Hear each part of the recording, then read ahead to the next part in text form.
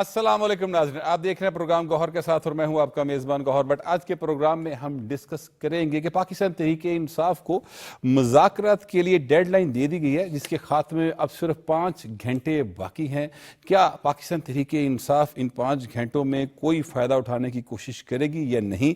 साथ ही साथ डिस्कस करेंगे कि पाकिस्तानी दफ्तर ख़ारजा ने कहा है कि अमरीका ने अगर पाकिस्तानी को वहाँ से निकाला तो हम अपने शहरियों की भरपूर मदद करेंगे, जबकि मरियम नवाज की क़यादत में पंजाब एक नए दौर में दाखिल हो रहा है। इन सारे इश्यूज़ पर बात करने के लिए हमारे साथ लाहौर स्टूडियो में मौजूद हैं जनाब खालिद फ़ारूकी साहब, जनाब सईद चौधरी साहब और जनाब इमदाद सुमरू साहब। तो बात का आगाज़ करते हैं। जनाब खालिद फ़ारूकी साहब, ये फरमाइएगा कि पाकिस्तान तहरीक-ए-इंसाफ जो है वो पहले मुज़ाकरात करती नहीं थी, फिर मुज़ाकरात करने के लिए बाकायदा उनके जो चेयरमैन हैं, जो जाहिर है कि वो कहते हैं हमारे चेयरमैन हैं बैरिस्टर गौहर साहब, उन्होंने असम्बली के अंदर खड़े होकर स्पीकर साहब से दरख्वास्त की, उस पर मुज़ाकरात शुरू हुए और फिर जैसे ही बानी पीटीआई को सज़ा हुई तो उसके अगले रोज़ ही उन्होंने मुज़ाकरात ख़त्म करने का ऐलान कर दिया।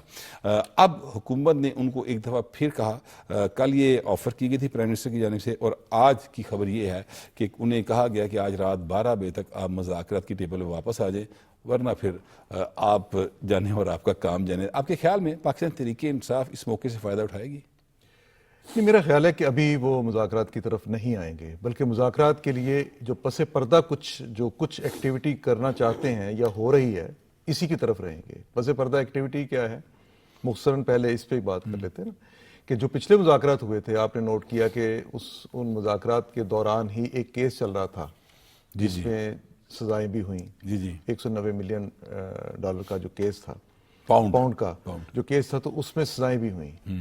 अच्छा, वो जब केस अपने मंतकी अंजाम की तरफ था, फैसला एक दफ़ा भी मौखर हुआ, दूसरी दफ़ा भी हुआ, फिर 2-3 बार जब मुलतवी हुआ फैसला वो, तो उसके बाद फिर ये कोशिश की गई कि जनाब ये मुज़ाकरात जो हैं ये कभी रखे जाएं, कभी तोड़ दिए जाएं, कभी धमकी दी जाए, कभी ना दी जाए, फिर कभी मिन्नत समाजत की गई, कभी वो इस्तेमाल किया गया मुख्तलिफ लोगों को मुज़ाकरात के लिए। तो उसमें मेरे अपने ख्याल के मुताबिक कोशिश ये थी कि किस तरह से बारगेनिंग कितनी हो सकती है कि उसमें सज़ा ना हो। उस केस में बुनियादी तौर पे पीटीआई अच्छी नीयत के साथ वो मुज़ाकरात के लिए नहीं आई थी, क्लीन हैंडेड नहीं थे वो लोग।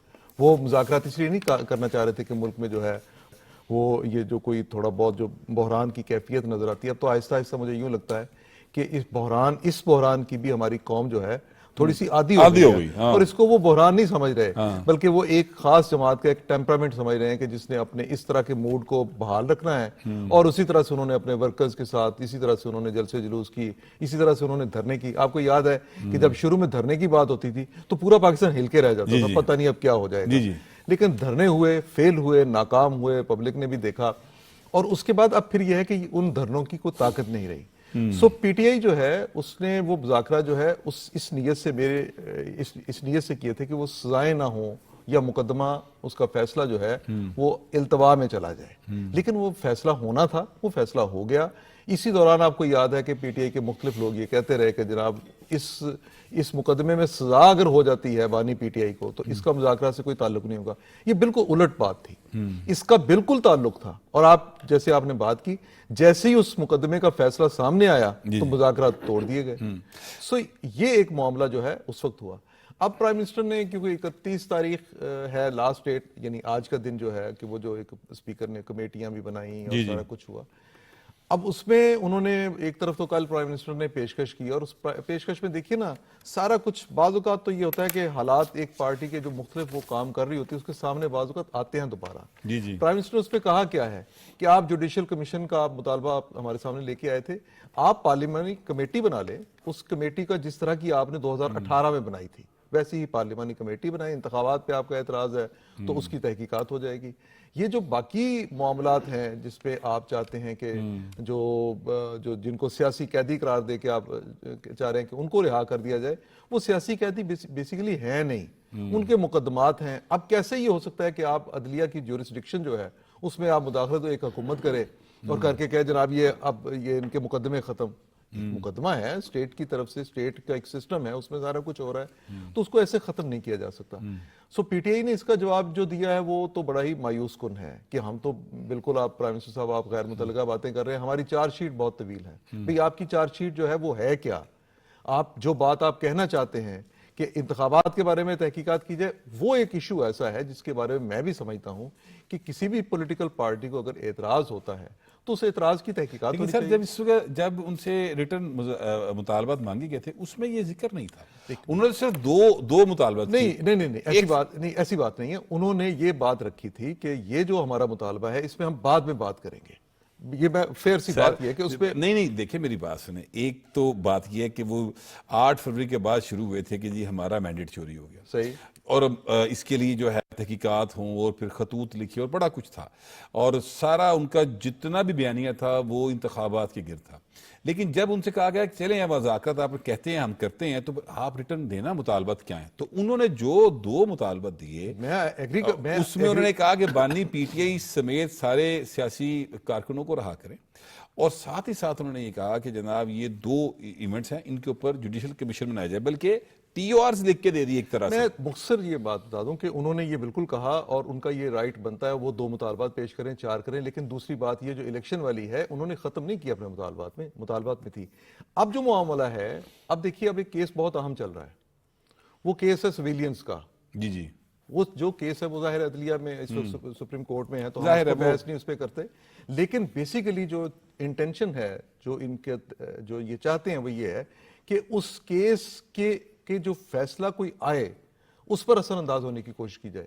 دیکھیے پہلے کیس میں سزا ہو چکی، یہ کیس بڑا ہی اوپن سا ایک ہمارے سامنے معاملہ ہے کہ کس طرح 9 مئی ہوا، کیا کیا معاملات کیے گئے، کن لوگوں نے حملے کیے، کون ماسٹر مائنڈ تھا۔ اس میں اگر کہیں اس کیس میں سپریم کورٹ کی طرف سے یہ کوئی رکاوٹ کوئی نہیں رہ جاتی عدالتوں کو، ملٹری کورٹس کو فیصلہ دینے میں ان لوگوں کا جنہوں نے قانون کی اس طرح خلاف ورزی کی جو کہ مجرمانہ فعل ہے ریاست کے خلاف، تو پھر اس کیس میں جو فیصلے ہوں گے اس میں آپ دیکھیں کہ سزائیں کتنی ہوں گی۔ میں نہیں سمجھتا کہ جیسے ایک عدالت نے پہلے فیصلہ سنا دیا جس میں انہوں نے سزا دے دی 190 ملین پاؤنڈ والے کیس میں، تو میں نہیں سمجھتا کہ سپریم کورٹ بھی کہیں ایسے فیصلے کو جو کہ ٹرائل چل رہا ہے اس سارے کو کہیں روک دے گی، کچھ بھی نہیں ایسا ہونا۔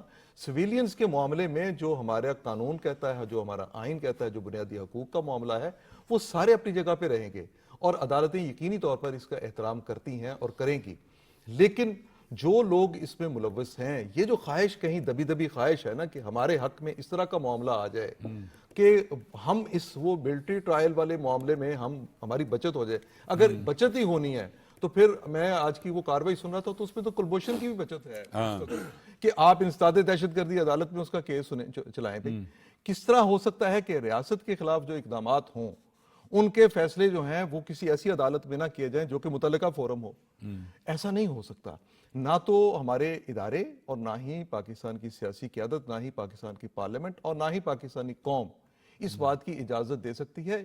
آپ 3 بندوں کے اگر آپ ان کے ویڈیو پرانے نکالیں، ایک بانی پی ٹی آئی، ایک ان کی پارٹی کے 2 دوسرے اور لیڈر، ان کے ہمیشہ یہ موقف رہا کہ وہ لوگ جنہوں نے ملک دشمنی کی، جنہوں نے ریاستی اداروں پہ حملے کیے، جو ریاست کے خلاف اقدامات اٹھاتے رہے، ان کا معاملہ جو ہے ملٹری ٹرائل ان کا ہونا چاہیے۔ جی بالکل ٹھیک تو اب یہ دباؤ ڈالنے کی کوشش ہے، جب تک یہ بارگیننگ کی ان کی جو بیک چینل ڈپلومیسی یا بیک چینل جو ایک ڈائلاگ ہے اس میں اگر تو یہ ان کا دباؤ کہیں کام کرتا ہے یا ان کو امید ہوتی ہے تو یہ مذاکرات کی طرف آئیں گے۔ اگر ان کو پتا چلا کہ وہاں پہ کچھ نہیں ایسا ہونے والا تو یہ مذاکرات کی طرف نہیں آئیں گے۔ Sir to the best of my knowledge back door کوئی رابطے نہیں ہوتے، نہیں ہے رابطے تو پھر ٹھیک ہے، پھر آپ دیکھیں یہ ابھی مذاکرات کی طرف نہیں آئیں گے، اس لیے یہ کیسز وہاں چلیں گے، سزائیں ہوں گی۔ اور ہم 1-2 دن پہلے بھی بات کر رہے تھے وہ یہ کہ جس طرح آپ سمجھتے ہیں نا کہ آپ نے ملک میں جو انتشار پھیلایا، اب پی ٹی آئی کے اندر بھی ایک الگ گروہ ہے، وہ بھی سمجھتا ہے کہ مذاکرات میں ہمیں جانا چاہیے۔ ہاں پی ٹی کے اندر یہ گروہ موجود ہے، لیکن پی ٹی کے اندر ایک ایسا گروہ ذہنی موجود ہے، طور پہ بکھرے ہوئے لوگ ہیں، وہ کہیں کوئی خواہش ہے مذاکرات کی، کہیں خواہش ہے کہ ہم مذاکرات نہ کریں، دھمکیوں سے کام چلائیں، لیکن میرا خیال ہے دھمکیوں سے کام نہیں چلے۔ ہمیں جواد فیض صاحب نے اسلام آباد اسٹوڈیوز میں جوائن کیا ہے، تو جواد فیض صاحب یہ بتائیے گا یہ کیا کانفیڈنس ہے پی ٹی آئی کا کہ وہ مذاکرات سے اس طرح سے یکدم جو ہے وہ باہر نکل گئے؟ آپ کو یاد ہوگا آپ اس وقت ہمارے ساتھ موجود تھے جب بانی پی ٹی کو سزا ہوئی، تو اس کے بعد میں نے ان سے یہ سوال کیا تھا کہ سر اب مذاکرات کا کیا بنے گا، تو انہوں نے اس کا کوئی جواب نہیں دیا تھا۔ لیکن اگلے ہی روز جو ہے بیرسٹر گوہر نے کہا جی کہ بانی پی ٹی اے کے حکم پر ہم مذاکرات نہیں کر رہے، تو کیا کانفیڈنس ہے ان کے پاس کہ وہ مذاکرات سے باہر ہو گئے؟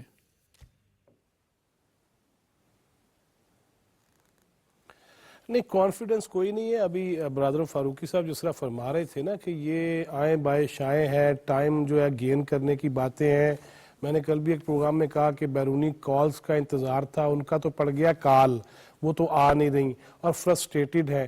رہ گئی بات یہ کہ دیکھیں بٹ صاحب یہ بھی کہا گیا جی کہ وہ چونکہ احمد رضا کے ہاں صاحب کے ہاں چھاپا پڑ گیا فیصل آباد میں، تو اس وجہ سے آپ ٹائمنگ چیک کیجئے کہ وہ جا کے جو اگر چھاپا پڑا ہے یا جو بھی ہوا ہے وہ 4 بجے کے بعد کی بات ہے. اور صبح بریکنگ نیوز جو چلی بیرسٹر گوہر صاحب کی وہ یہ تھی کہ خان صاحب نے کہہ دیا مذاکرات نہیں کرنے.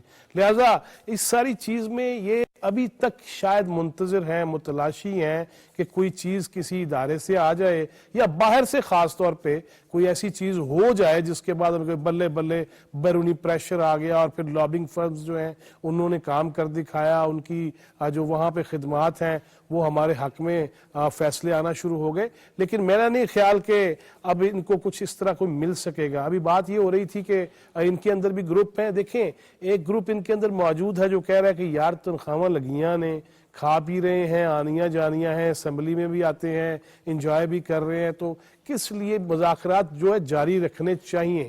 اور ایک گروہ ہے جو جیل میں جاتا ہے اور انہیں یہ ڈر ہوتا ہے کہ کہیں آج ہی کوئی نوٹیفیکیشن نہ آ جائے کہ فلاں چیئرمین نہیں رہا، فلاں صدر نہیں رہا، فلاں عہدیدار نہیں رہا. تو ان کی ضرور مجبوری ہے کہ باقی ماندہ جو پی ٹی آئی ہے، کبھی سنی اتحاد کونسل ہے، کبھی کسی اور جماعت کا نام آ جاتا ہے، تو ان کی خواہش ہے کہ ہماری لیڈری جو ہے وہ جاری رہے اور ہمارا سکہ جو ہے وہ اپنا سکہ چلانے کی کوشش ضرور کرتے ہیں.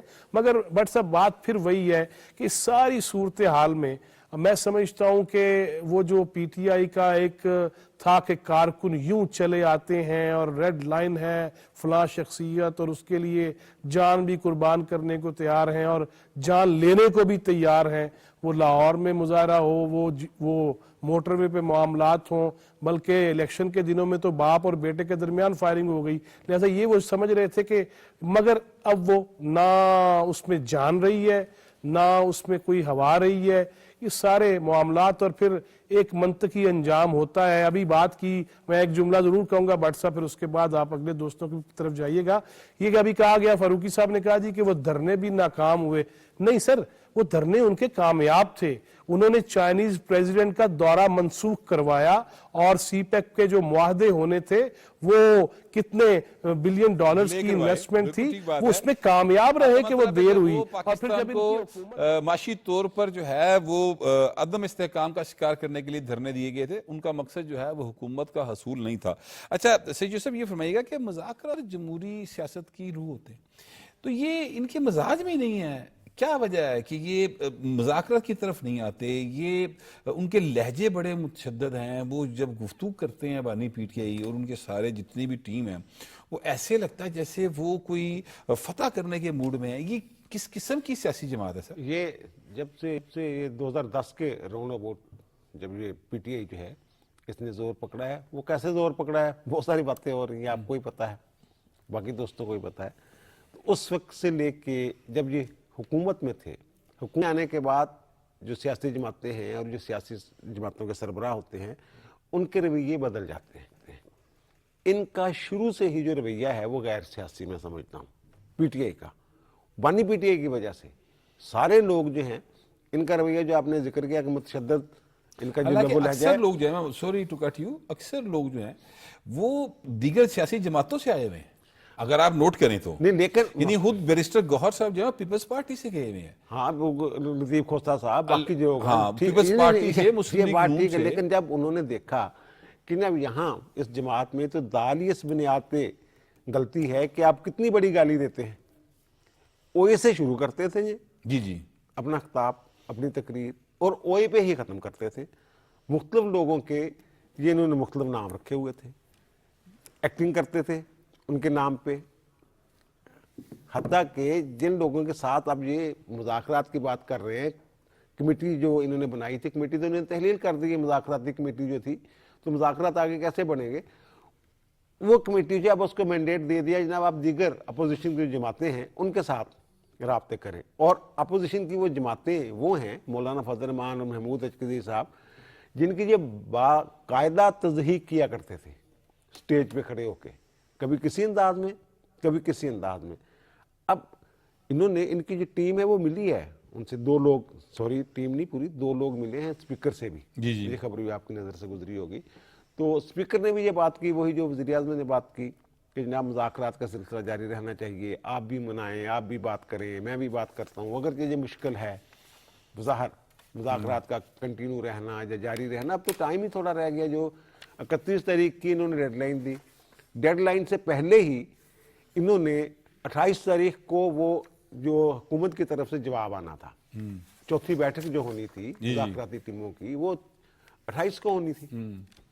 इससे पहले ही इन्होंने ऐलान कर दिया जी जी, कि जनाब नहीं। और दूसरी जो फारूकी साहब ने बात की है ना कि शायद ये कोई बार्गेनिंग की कोशिश कर रहे थे इन मुज़ाकरात के नतीजे में, वो आप वहाँ थे, S M Zafar, sorry Ali Zafar साहब बैरिस्टर जो हैं, उनकी जो बात हुई है सहाफ़ियों के साथ जिस दिन 190 मिलियन पाउंड वाले केस का फैसला सुनाया जाना था, तो उन्होंने ये कहा था जनाब अगर उसको तो सजा होनी है, जी जी, ठीक है ना, जी जी, लेकिन अगर बुशरा बेगम को सजा होती है तो इसका मतलब ये है कि जो भी आपने खबर दी है बड़े वसूख के साथ कि बैकडोर कुछ नहीं चल रहा, ठीक है ना, तो फिर इसका मतलब है कि जनाब वो दरवाजे बंद हैं।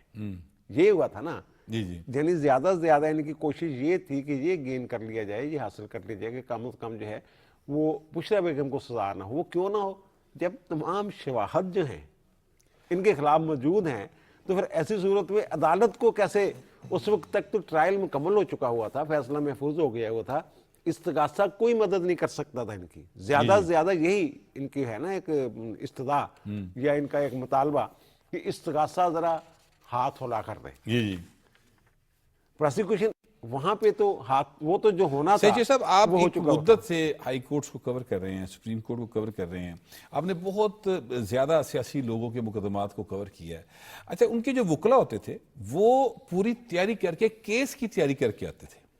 ये जो बानी पीटीआई हैं, इनके वकला मीडिया खेलने की तैयारी करके आते हैं, मुझे ऐसा महसूस होता है, क्योंकि ये अदालत के अंदर इनके आर्गूमेंट्स कोई नहीं होते। ये पहले भी आप ही के प्रोग्राम में ये अर्ज कर चुका हूं, जो इनकी जो तरीका है आर्गूमेंट्स का, उसमें मैं पहले भी ये एतराज़ात मुख्तलिफ जो हैं, जो मेरी समझ के मुताबिक दानिश्त में, वो इनकी फेवर नहीं कर रहे थे। अब 190 मिलियन पाउंड वाला जो केस है, ओपन एंड शट केस है, जिस बंदे ने भी पढ़ा है वो फैसला और जिसने रिकॉर्ड देखा है, हर आदमी ये कहता है जनाब ये तो मामला जो है ये गड़बड़ है, ये तो सजाओं का केस है, ये बचत वाला केस नहीं। अब जो इन्होंने अपील फाइल की है ना, उस पर एतराज लग गया तो दोबारा फाइल हुई है। उसमें इन्होंने जो रॉयल कोर्ट ऑफ जस्टिस है, जी जी, इसे बरतानिया की, उसके एक फैसला पैराग्राफ नंबर 45 का हवाला दिया। जी जी। अच्छा, अब अगर वो देखें वो केस क्या था, वो तो एक प्रेस रिलीज है एनसीए की, जिसमें वो कहते हैं कि रियासत पाकिस्तान को ये लूटा हुआ मामला वापस करने के, पैसे वापस करने के लिए ये अली रियाज के साथ और एनसीए के दरमियान एक माहदा हो गया, और जो सुप्रीम कोर्ट का एक वो जो फैसला है उसके मुताबिक ये वहां जाएंगे। ये 3 दिसंबर की प्रेस रिलीज है, और 6 नवंबर को जो शहजाद अकबर साहब थे, जिनके अब पासपोर्ट वगैरह मनसूखी का काम हो गया और उनकी वापसी का जो प्रोसेस है वो शुरू होना है, वो दस्तखत कर देते हैं एनसीए के। अच्छा, अब ये जो फैसला ये था, इनके जो उस वक्त ना पास जो इनके वीजे थे वो कैंसिल हो गए थे, बरतानिया बदरी के आर्डर हो गए थे। जी जी, उस पर उन्होंने अपील की थी। हाँ, उस पे अपील की। पहले ये अपर ट्रिब्यूनल और ये मिक्स करके चलाते रहे सारे। हाँ, इसमें जो ये फंसेंगे ना यहाँ पे, वो फंसेंगे ऐसे कि जब वो एक पैराग्राफ तो प्रेस रिलीज है, वो अपील उनकी मुस्तरद होगी, और मुस्तरद किस बुनियाद पे हुई, आखिरी जो लाइन है उसमें लिखा हुआ है उन्होंने कि जनाब ये लोग जो हैं अपील के निंदगान, ये दोनों करप्शन और फाइनेंशियल और कमर्शियल मिसकंडक्ट के मुर्तकब हुए हैं। बिल्कुल ठीक बात। अब अगर वहां ये मुलजिम होने की बुनियाद पे इनके वीजे जो हैं वो मनसूख किए जाते हैं, बरतानिया बदरी होती है, तो ये जब एपलेट कोर्ट है, high court, Islamabad high court, जाने वो कहेंगे वो जजमेंट लाएं, वो कहेंगे अगर इनकी करप्शन तो ये साबित होती है, उन्होंने तो मानी नहीं वो प्रेस रिलीज जिसकी आप बात कर रहे हैं कि इस बुनियाद पे जनाब हमें यहाँ रहने दिया जाए, तो क्या इनके खिलाफ पाकिस्तान में कार्रवाई होनी चाहिए थी या नहीं। इन्होंने एक चालाकी पता की, इनकी हुकूमत थी, 2019 की बात है, انہوں نے انکوائری شروع کروا دی نیب سے. جی جی نیب اس وقت ان کے ہاتھوں میں کھیل ان کے رہا ہاتھوں میں تھا. انکوائری صحیح بات بند ہے. کروا دی, چیپٹر کلوز اپنی طرف سے کر دیا انہوں نے. لیکن ایسا پھر ہوا نہیں. جو سچائی ہے, حقیقت ہے. جی میں اس پر مزید ابھی بات کریں گے, لیکن مجھے ذرا سمرو صاحب کے پاس جانا کیونکہ پھر بریک بھی مجھے لینی ہے. سمرو صاحب یہ فرمائیے گا کہ خود یہ جو ہے پی ٹی آئی انہوں نے کہا تھا 31 جنوری تک ہماری ہے اپنا ڈیڈ لائن ہے, اس کے بعد پھر ہم دمادم مسکلندر ان میں آپ کے خیال میں کوئی اتنی طاقت بچی ہے کہ یہ اب کوئی مظاہرہ, کوئی بھرپور احتجاج, کوئی یوم سیاہ منا سکتے کسی جگہ پہ؟ لیکن ڈیڈ لائن سے پہلے ٹائم لائن دیکھیں. ٹائم لائن یہ ہے کہ انہوں نے ستمبر, اکتوبر, نومبر مسلسل حملے کی اسلام آباد. جی جی 26 نومبر کے بعد یہ اس قابل نہیں رہے کہ وہ لشکر لے کر کے پی کے سے اسلام آباد آ سکے. بالکل ٹھیک. ایک تو علی احمد گنڈاپور صاحب نے ہاتھ جوڑ لیے کہ جی میں اب مزید لشکر نہیں لے کے جا سکتا, تو لہٰذا انہوں نے وہاں جنید اکبر صاحب کو لگا دیا. اور دوسرا جب 26 نومبر کو ان کو ناکامی ہوئی تو پھر انہوں نے 6 دسمبر کو ایک ٹویٹ کیا تھا سول نافرمانی کی تحریک کا. سول نافرمانی کدھر ہے؟ ان کے خیال و خوابوں میں تو ہوگی لیکن سرزمین پر نہیں ہے. ریمیٹنسز ابھی تک اسی طرح آ رہے ہیں. اچھا اب اس میں ہی انہوں نے 6 دسمبر کو کہا تھا کہ میرے ساتھ مذاکرات کرو, یہ کمیٹی بنا دی ہے. مذاکرات کے لیے انہوں نے ترلا خود کیا تھا, اور ساتھ ساتھ ایک تو انہوں نے حکومت کے ساتھ مذاکرات کے لیے ٹیبل سجائی, اور دوسری طرف انہوں نے اسٹیبلشمنٹ کے ساتھ کوشش کی کہ کسی طرح انگیجمنٹ ہو جائے.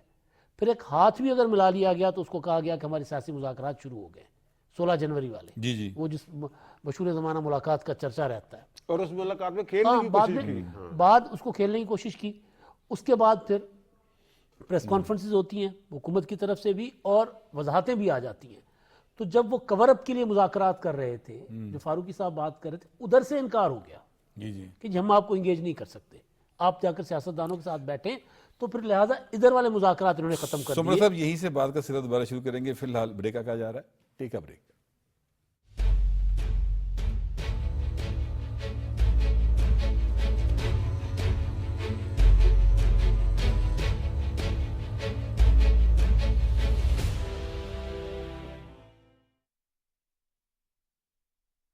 خواب تو سب دیکھتے ہیں بہتر روزگار کا, مگر اس خواب کی تعبیر کے غیر قانونی ذرائع خطرناک رستوں پہ لے جا سکتے ہیں, جہاں موت منہ کھولے آپ کی منتظر ہے.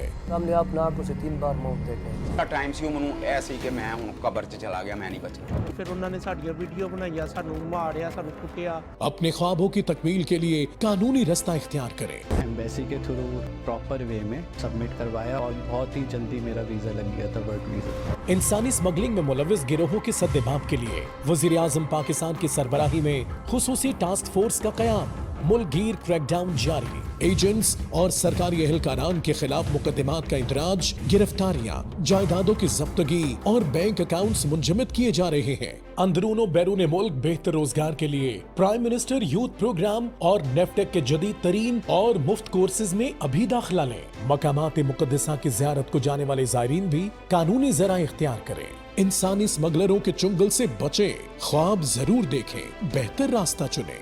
حکومت پاکستان. درست ہر وقت بار وقت.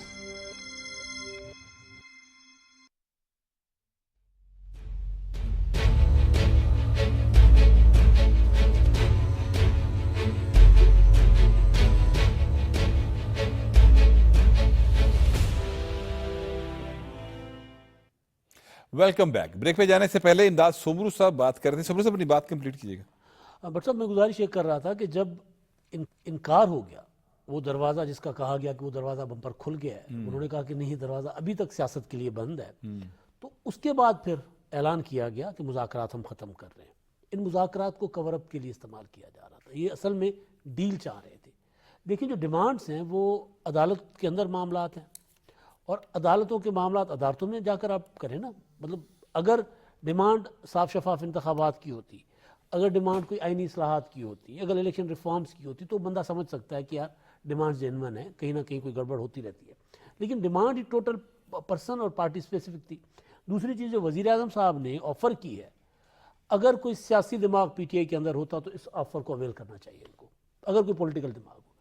پی ٹی آئی ظاہر ہے ان کی جو ایجیٹیشن تو نہیں میں کہہ سکتا، مہم جوئی تصادم کی سیاست کی وجہ سے جس طرح تنہائی کا شکار ہے، اتحادی ساتھ چلنے کو تیار نہیں ہے۔ محمود خان اچکزئی نے کہا کہ جن نکات پر آپ مذاکرات کر رہے ہو بھائی، یہ نکات مذاکرات والے نہیں ہیں۔ مولانا فضل الرحمان صاحب کے پاس یہ بار بار جا رہے اور مولانا فضل الرحمان صاحب نہیں ان کے اتحاد میں شامل ہو رہے، تو یہ تنہائی کا شکار ہے۔ اور وزیر اعظم صاحب کی آفر جو ہے پارلیمانی کمیٹی کی، یہ ان کو پولیٹیکلی ایک اسپیس دینے کے کام آ سکتی ہے اگر ان کے اندر سیاسی دماغ ہو تو۔ سیاستدانوں کے درمیان بیٹھیں گے اور کچھ بہیو کریں گے، سی بی ایمز ہوں گے، تو پھر آہستہ آہستہ وہ اسپیس جو پی ٹی آئی اپنی کھو چکی ہوئی ہے ایک ہڑ دھرمی کی سیاست کی وجہ سے، مارداڑ کی سیاست کی وجہ سے، اور صرف فرد واحد کی خواہش کی وجہ سے، انا کی وجہ سے، اس میں پی ٹی آئی بطور جماعت، میں ان کے بانی کی بات نہیں کر رہا، بطور جماعت پی ٹی آئی کو شاید کوئی اسپیس ملے، اور یہ ایک اچھی آفر ہے ان کے لیے۔ ہاں اچھی آفر ہے اگر یہ فائدہ اٹھانا سیاسی چاہیں، ذہن کے اگر لوگوں سیاسی کو- ذہن ہو۔ ویسے سیاسی ذہن والے ایک صاحب ہیں مگر ان سے تو ملتا ہی کوئی نہیں، وہ کہتے ہیں کہ ابھی ہم سے بھی پابندی مشورہ ہے۔ کر لے کریں، ہمیں 40 سال ہو گئے ہیں سیاست میں لیکن ان سے پابندی مشورہ کوئی نہیں ہے، کرتا۔ پابندی ہے ان کے اوپر پی ٹی آئی کی لیڈرشپ پر پابندی ہے کہ ان سے شامل قریشی سے ملاقات نہیں کرنی۔ جی ملاقات نہیں کرنی۔ جواب فیض صاحب یہ فرمائیے گا کہ پہلے یہ تھا کہ سوشل میڈیا پر یہ پورا ایک ادھم مچاتے تھے اور ایک ہائپ کریٹ کرتے تھے، جیسے آپ کو یاد ہوگا 26 نومبر کو انہوں نے پہلے 400 قتل کہے، اس کے بعد 278 پہ آگئے، لطیف کھوسہ صاحب نے کہا، پھر ایک اے آئی جنریٹڈ تصویر چلائی گئی، تو بہت زیادہ انہوں نے پاکستان کو بدنام کرنے کے حوالے سے کوئی کسر اٹھا نہیں رکھی، بالکل انہوں نے سارا کچھ کیا۔ اچھا اب چونکہ پیکا ایکٹ میں ترمیم آ گئی اور قانون منظور ہو گیا، جیسے کہ یہ جو ہمارے وفاقی وزیر اطلاعات ہیں جناب عطا اللہ تارڑ صاحب انہوں نے بتایا، تو اب جو بھی ملکی سالمیت کے خلاف کوئی کام کرے گا تو اس کو پکڑا بھی جا سکتا ہے، وہ باقاعدہ گرفتار ہو سکتے ہیں، مقدمات درج ہوں گے۔ تو آپ کے خیال میں اب ان کے پاس کوئی ایسا رہ گیا کہ یہ کچھ یعنی مسلز ہیں کسی بھی حوالے سے کہ یہ جو کہتے ہیں 8 فروری کو ہم یوم سیاہ منائیں گے اس طرف جا سکیں؟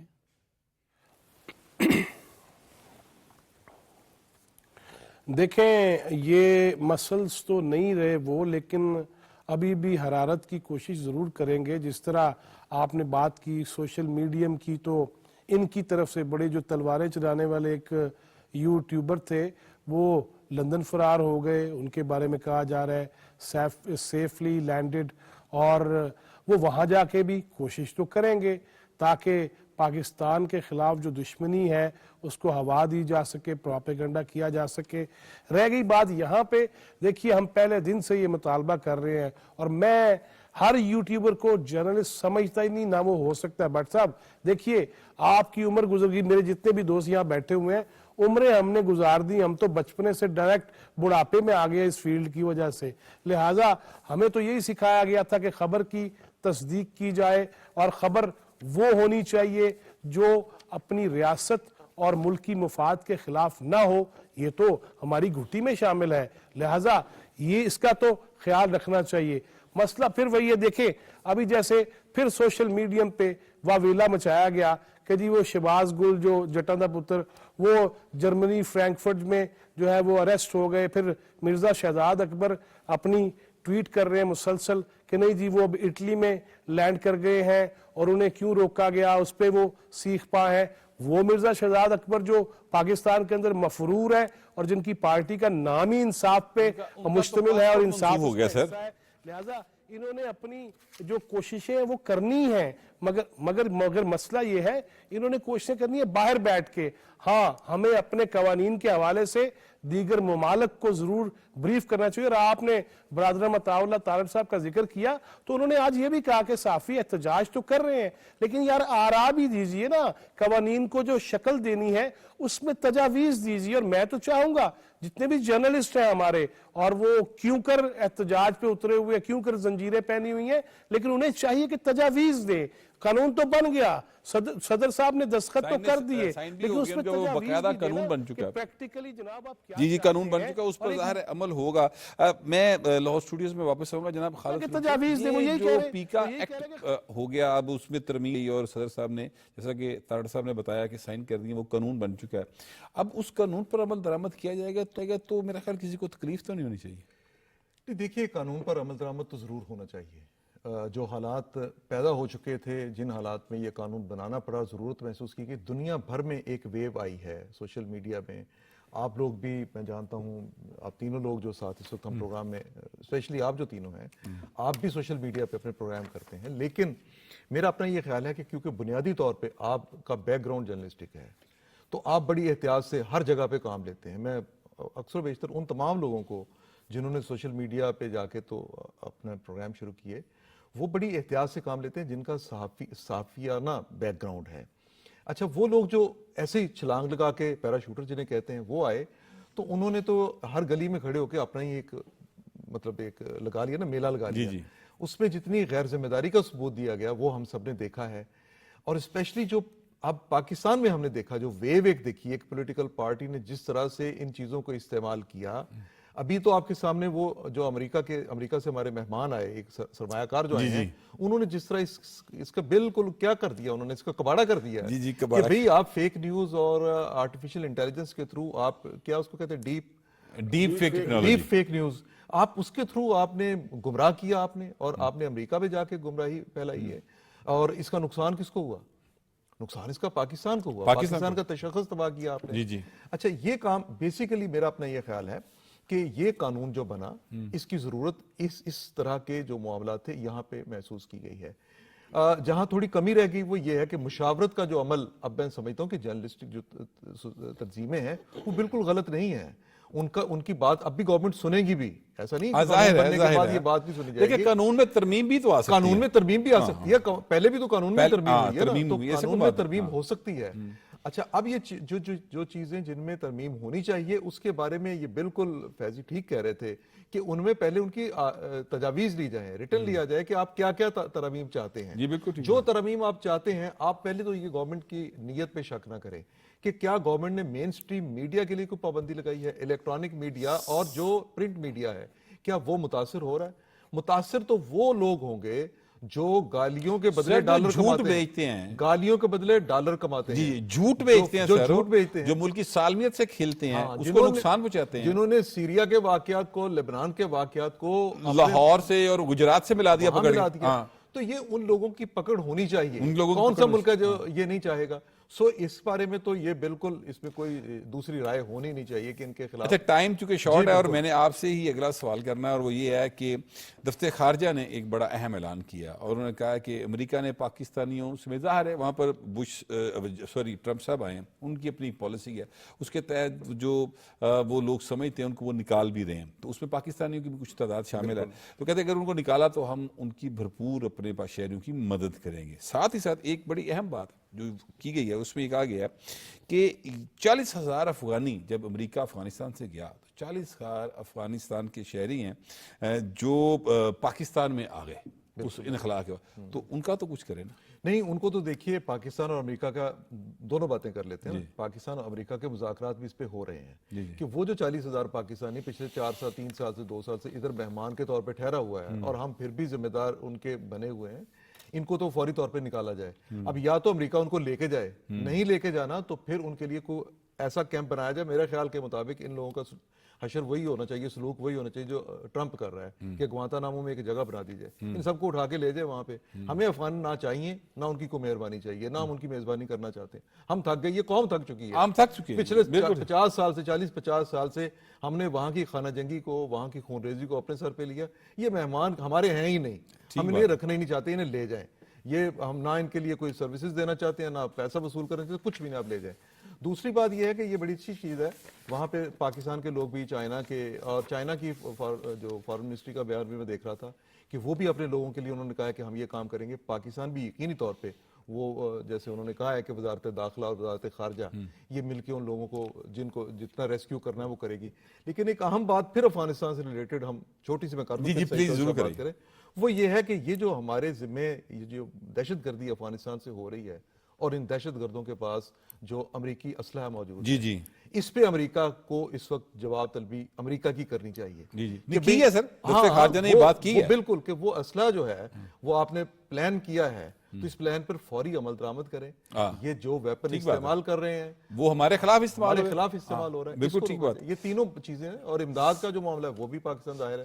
صحیح صاحب، یہ فرمائیے گا کہ مریم نواز شریف صاحبہ کا جو دور تقریباً 1 سال ہونے کو ہی ہے، بس 1 مہینہ شاید رہ گیا، اور اس 11 مہینے کے اندر 10-11 مہینے کے اندر جتنے کام انہوں نے کر دیے ہیں، آپ دیگر صوبوں سے موازنہ اگر کریں، یعنی کے پی کو دیکھ لیں، وہاں پر کنٹینیوسلی 3rd ٹرم ہے ان کی پی ٹی آئی کی، وہاں پر تو مجھے لگتا ہے وہ پتھر کے دور میں چلے گئے، اور پنجاب جو ہے وہ تو بہت آگے جا رہا ہے۔ نہیں دیکھ، سندھ میں بھی جو ترقیاتی کام ہے وہ نظر آ رہے ہیں، یہ ایسی بات نہیں، لیکن بلوچستان میں تو اب کوئی ایسی حکومت آئی ہے جو کچھ کام کر کے دکھا سکے، لیکن جو خیبر پختونخوا کی حکومت ہے وہ کتنے سالوں سے بیٹھی ہوئی ہے، یہ بھی تو دیکھیں نا، یہی حکومت ہے، وہ کر کیا رہے ہیں؟ انہوں نے کرپشن کے واقعات وہاں سے نکلتے ہیں، کرپشن کو چھپانے کے لیے وہ اپنا ایک بل لے آئے تھے، قانون لے آئے تھے، کارروائی نہ ہو، اور جو اس وقت وہاں امن عامہ کی صورتحال ہے وہ آپ دیکھ لیں کیا صورتحال ہے، یعنی کہ جو وفاق نے پیمنٹ دینی ہوتی ہے، پیسے ادائیگیاں کرنی ہوتی ہیں یہ اینٹی ٹیررزم کے لیے، وہ ادائیگیاں ہو چکی ہوئی ہیں لیکن کام نہیں ہو رہا۔ اس کے مقابلے میں جو پنجاب میں میں تو پہلے بھی یہ کہتا ہوں کہ جو باقی وزراء اعلیٰ ہیں تینوں صوبوں کے، ان کو امتحان میں ڈالا ہوگا مریم نواز نے، ظاہر ہے وہ بھی کارکردگی دکھائیں گے، پھر ہی اگلی دفعہ لوگوں کے پاس جا سکیں گے، ووٹ مانگ سکیں گے۔ اور دوسری میں تھوڑی سی امریکہ والے ایشو پہ بات کرنا چاہوں گا۔ امریکہ میں انہوں نے اعلان تو کر دیا ہے گوانتانامو میں والا اور باہر نکالنے والا، لیکن بہت سارے لوگ ہیں جن کے معاملات وہاں عدالتوں میں ہیں، اور جب معاملہ عدالت میں ہو تو پھر جو ایگزیکٹو آرڈر ہے، آخری 1 منٹ رہ گیا سر میرے پاس، مجھے سمر صاحب کے پاس جانا ہے، تو آپ بات کمپلیٹ کر لیں فٹافٹ۔ بس یہ ہے کہ وہی جو 40,000 لوگ جہاں آئے تھے ان میں سے بہت سارے لوگوں کے ساتھ انہوں نے وعدے کیے تھے کہ ہم آپ ان کو یہاں سے نکالیں، نیشنلٹی دیں گے، وہاں ان کو نیشنلٹی دیں، جو بھی ان کا معاملہ وہ ہے وعدہ اس پورا کو کریں۔ کریں۔ سمر صاحب، پنجاب میں ہونے والی جو ترقی ہے، جیسے ابھی آج ماحولیاتی آلودگی، شور اور اس کے خاتمے کے حوالے سے میں کمی، پھر الیکٹرک وہیکل جو ہے وہ بس سروس شروع کر دی گئی ہے، کیسے دیکھتے ہیں مریم نواز کی اس کارکردگی کو؟ دیکھیں کام ہو رہا ہے اور بہت زیادہ ہو رہا ہے۔ میں یہ جو آپ نے باتیں بتائی ہیں نا، میں اس سے ہٹ کے ایک اور بات آپ کو بتانا چاہ رہا ہوں، وہ یہ ہے کہ جو تجاوزات تھے نا، لوگوں کے لیے فٹ پاتھ خالی نہیں تھی، ان کو ہٹانا اور گاؤں کے لیول تک جانا، یہ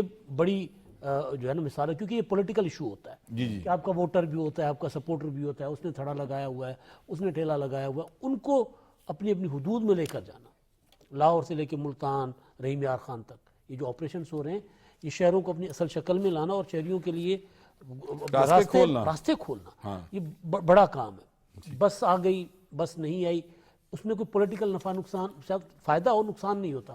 یہ جو کام ہو رہی ہے نا پنجاب میں جو تجاوزات کا، اس میں پولیٹیکل نقصان بھی ہوتا ہے، آپ کے سپورٹر آپ سے ناراض ظاہر ہے، ہوتے ہیں، پولیٹیکل لیکن وہ نقصان اٹھا کے، لیکن اوورآل سر قوم کا، ملک کا اور معاشرے کا فائدہ ہوتا ہے، اور میرٹ کے اوپر جو ہے مریم نواز جو ہیں، مریم نواز میرٹ کے اوپر ساری تعیناتی کر رہی ہیں اور تقرریاں کر رہی ہیں۔ جواد فیض صاحب یہ بتائیے گا کہ اسلام آباد میں آپ بیٹھے ہوئے ہیں، تو وہاں بیٹھ کر پنجاب کو جب آپ دیکھتے ہیں تو کیا آپ کے ذہن میں تاثر ابھرتا ہے؟ یقیناً بٹ صاحب آپ نے بات کر لی مریم نواز صاحبہ کی، جو جتنے پروجیکٹ ہیں، پھر سندھ کی بات ہوئی، بلوچستان میں بھی مزید بہتریاں ہوگی۔ میں بس یہ کہنا چاہ رہا ہوں کہ ایک طرف تو آپ الیکٹرک وہیکلز بسز چلا رہے ہیں، دوسری جانب سینئر صحافی ہمارے دوست عمار مسعود صاحب آج یہ فرما رہے تھے کہ BRT ایک ہی منصوبہ تھا، میں نہیں جاتا وہ ملین ٹریز کی طرف، BRT وہ جس طرح بنی، رک کے چلتی رہی اور چلتے چلتے رکتی رہی، وہ دیوالیہ ہونے والی ہے، اور اس کو بیچنے کے جو ہے وہ فیصلے کیے جا رہے ہیں۔ یہ میں نے کہا یہ بھی بتا دوں کہ ایک طرف یہ حال ہے اور ایک طرف وہ حال ہے۔ بالکل ٹھیک، بہت شکریہ سب مہمانوں کا، یہ ہمارا آج کا پروگرام تھا۔ اپنا فیڈ بیک ضرور دیجیے گا، اب آپ سے ملاقات ہوگی اگلے ہفتے، اللہ نے کی بات۔